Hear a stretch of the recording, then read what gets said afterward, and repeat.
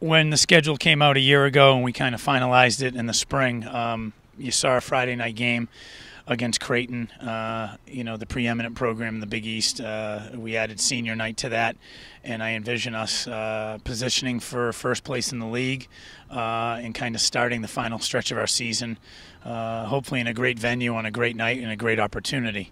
And fast forward 6 months later, and that's what it is. I think the middle patch for us was tough. We did 3-0-3 in our first 6-game stanza. We went 1-3-2 in our second, had certainly our share of adversity, but we're starting the final stanza tomorrow night, and we still have 5 Big East games left, which is more than half of the Big East road. So plenty of opportunity ahead of us. We're going to need everybody on board. We're going to need an A effort, but again, we've done more with less, and we've delivered at home in such circumstances. And again, we look at it as a great opportunity. We go in with a lot of confidence. We set out 2 core pillars of our program. There's probably about 6 or 7 total. One is road excellence, and the other is home dominance.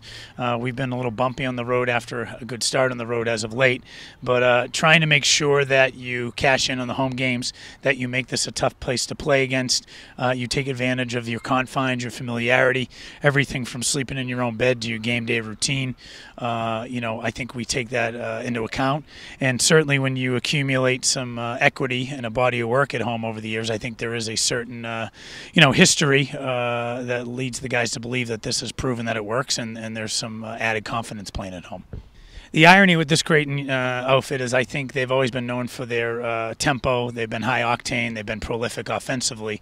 And this year's addition is, but I think this is probably the most disciplined defensive team Creighton has had. I think their back four is probably, to my liking, the best that it's been since they've been in the Big East. And they can shut you down and score goals, whereas in the past I think they just outscored you, or really their front players were their strength, where now I think they really don't hide anybody, and they're multi-dimensional. So having said that, we've had some good games with them over the years. We certainly enjoy playing them here, more so than Omaha. And again, it's a winnable game, and the next game on our schedule. And I think if you go back the senior class's body of work, our program's history with top 10 teams, and going back to Indiana in preseason, Michigan State, Kentucky, Georgetown, and so on, the guys are battle-tested, and they know the demands tempo-wise of a team of this caliber, and I think we won't be surprised by much.